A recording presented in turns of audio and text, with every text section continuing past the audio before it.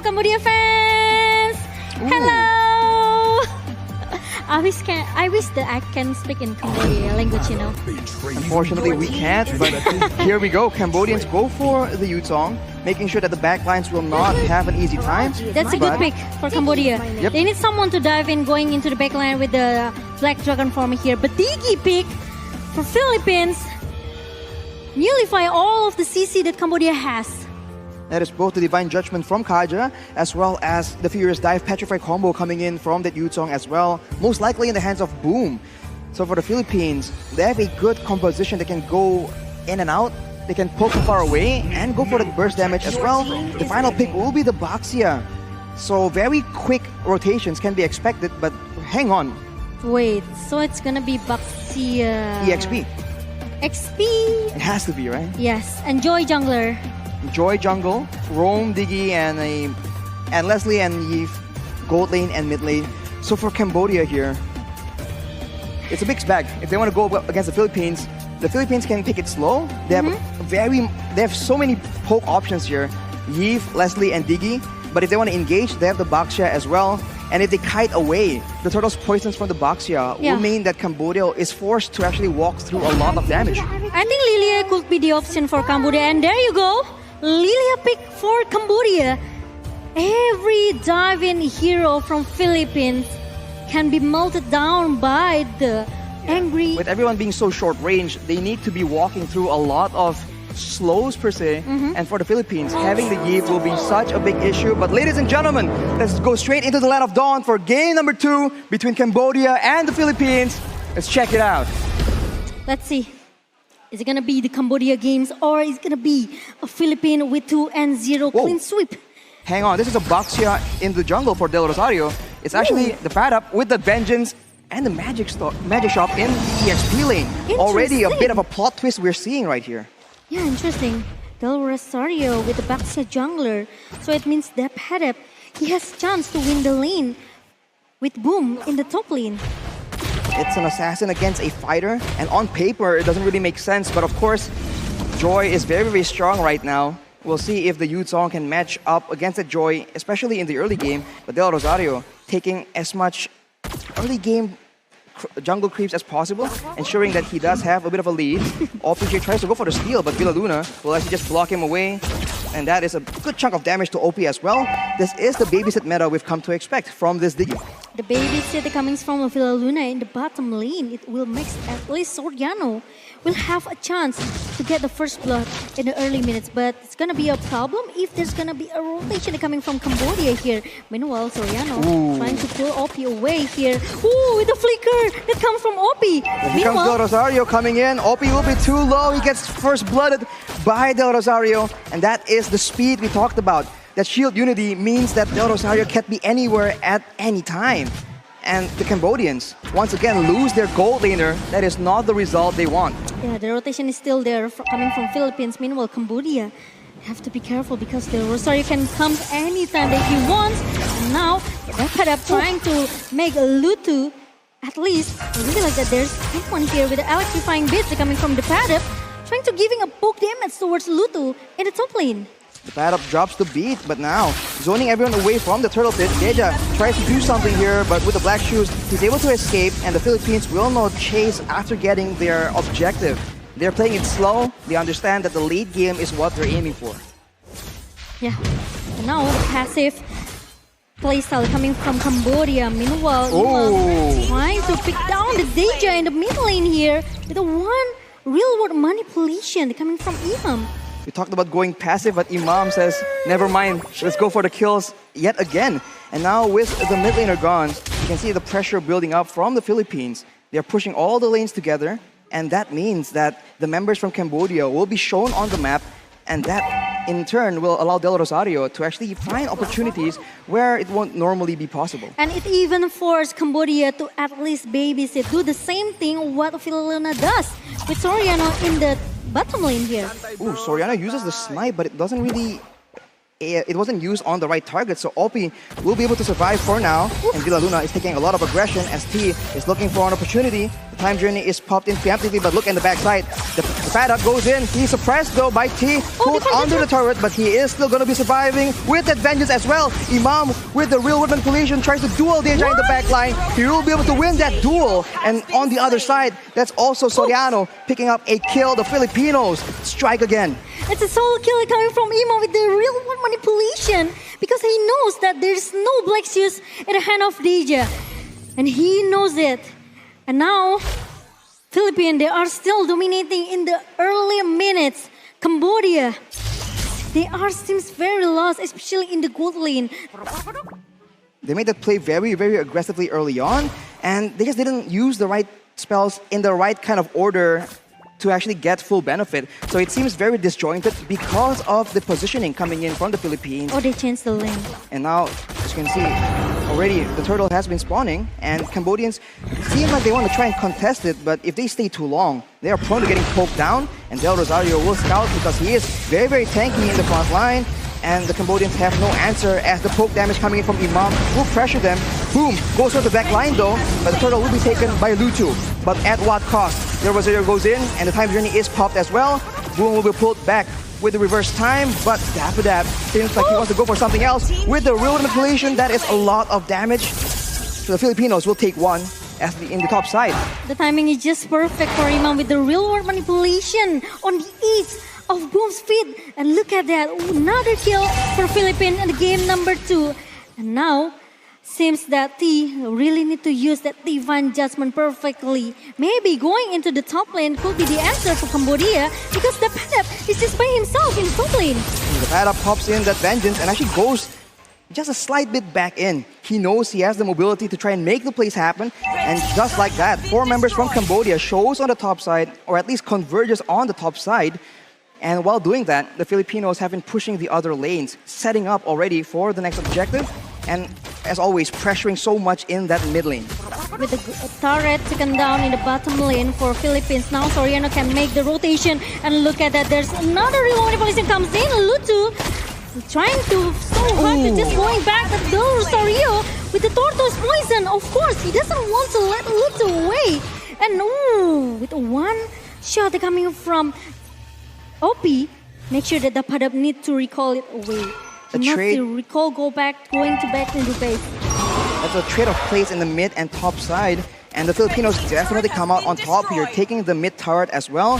This means that the rotations are just going to get faster and faster for the Philippines. And for Cambodia, they need to be very careful because now their jungle is vulnerable to being invaded. And as we say that, Villaluna with the Enchanted Talisman will be able to use a lot more of those bombs to try and set up traps for the members of Cambodia as they actually are converging, hoping to get a pick off with the Conceal, heading for the pad up here. He does not see the ambush coming in. They're shown as finally as well, but look at that. T will be the first in the front, trying to go with the Divine Judgment. He is suppressed, and the Petrify will ensure that he is not taken out actually. The shielding is just so strong right now. He's buying so much time. Opie almost getting taken out, and the pad up flexes his muscles, but he won't be able to get that kill. The Cambodians take him out, but on the other side, they spend so much time trying to get that kill. He almost got a 1 actually, Arashi, but OP is still able to survive. What? Actually, it's a long time that has been bought by the Padap in the bottom lane with 1 versus 4. And the Padap still able to hold for maybe a couple seconds there. I think it's way more than a couple of seconds, Momo-chan, but already Soriano feeling the pressure, knowing the danger from Cambodia.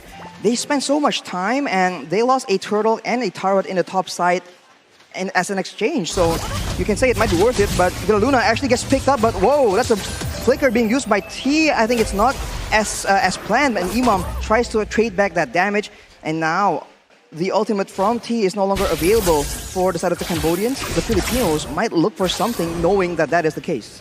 With the 5K gold lead for Philippines now, Cambodia. The seems lost. They need to find a way how to deal with the damage that's coming from Philippines. The massive damage. OP.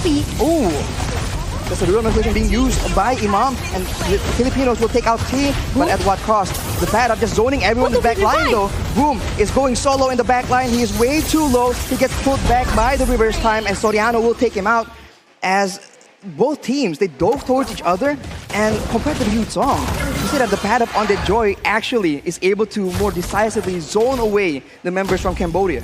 Every time Cambodia wants to counter Philippines back, they still cannot win the counter here. Meanwhile, another Baxiasio of Unity comes from Rosario and the Divine Judgment comes from T. It's too late for T. Meanwhile, Del Rosario is very, very tanky as the front laner from Philippines. Meanwhile, Soriano just plays as aggressive as he wants. He wants to take all the objective in the mid lane. And now there are 5 turrets in the hand of Philippines. They were able to take out one more turret in the mid side, and it's just pure calculation coming in from the Philippines. They don't have to do anything special. All they have to do is push the waves, make sure that the Cambodians are forced to respond, and either counter-engage, disengage using the time journey, or just poke down the main front lines until they're low enough. And once they see opportunities, Del Rosario just rolls in like he owns the place. And the follow-up from Imam and Soriano is just way too dangerous. And now with the Lord coming in, though, we'll see if the Filipinos, they go for a big fight, a big dive, or are they going to be content just picking up one or two more turrets? The Divine Judgment from T really need to be executed perfectly. But the problem is, who will get the Divine Judgment from T here? Meanwhile, it's gonna be a slow effect coming, and also another real world manipulation pops up from Imam, and there's gonna be a Lord being taken down. Oh, look at T though, he gets pulled back, and Soriano will be able to take him out, and that will be it. Wow, he was trying to make a play happen so hard, but he just gets taken out, unfortunately. And now, without their main engage tool, the Filipinos are looking for something. Imam gets chunked down, and Del Rosario goes in, but that is still a lot of damage traded back by OP on this Beatrix. And Dapper just zoning everyone away with that sustain from the concentrated energy. It's very difficult to deal with, and the Filipinos will be able to get one more base turret. And now Philippines, they want to play very objective. They don't want to make a mistake. They don't want to let Cambodia to turning back the tailbar right now in the game number 2. Meanwhile, T, even though he already tried to use that flicker and also the Divine Judgment, he still failed. So it's very tough for Cambodia. Meanwhile, Philippines, they just need to wait for the second Lord pops in the minute number 12 maybe. Look at the discipline coming in from the Philippines. The only kill that the Cambodians have on the table is when they send 4 members and use so much time to ensure that the pad up gets taken out. Without doing that, there's 0 kills on the board for Cambodia. And that means that the gold lead is so one-sided. But at the same time, if they're able to get a pick-off and get a kill, a shutdown onto OP, for example, that could be the winning solution they need. They have to contest the Lord, I think, Cambodia. They cannot make...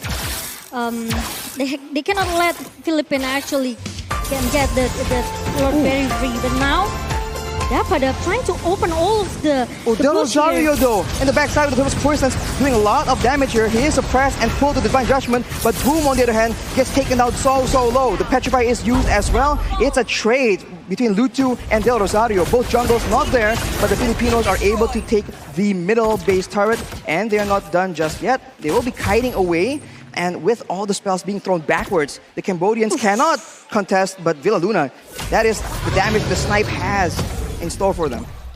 But Imam is trying to giving a poke damage with the alarm bomb and also the ultimate snipe from Soriano. Also giving a poke towards the boom here. Meanwhile, they want to get another best turret.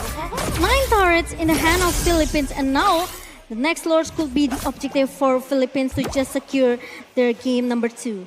They have full control here, and T actually purchased the fleeting time, so he's trying to go for a lot more pickoffs, a lot more Divine Judgments, but do they have enough damage to try and make that happen? Right now, with the pressure, with the vision in favor of the Philippines, they will be able to actually take this Lord without any contest at all.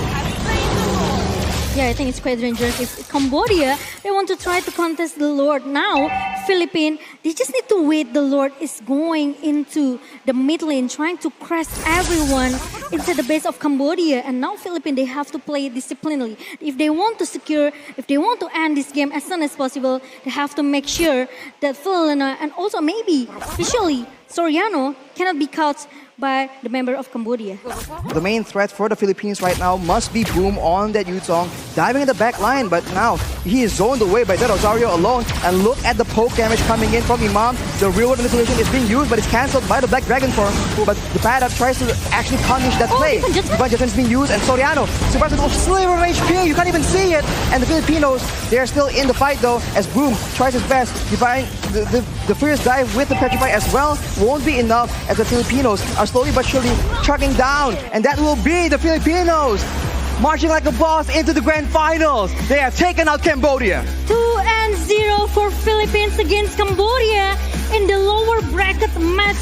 Clean sweep coming from Philippines. Meanwhile, Cambodia, they have to say goodbye today because there's no chance at all for Cambodia to turn back the table in the game number 2. The Filipinos are just so calculative, and this is their playstyle, and so far it's been working wonderfully, Momo-chan. Every time they just make sure that the backline is safe and they're able to just outpoke their opponents before eventually going in when the time is right. Especially in the mid to late game. Now, Momo-chan, what exactly can you see? Because for both mid laners, I feel like there's a lot of damage already built up.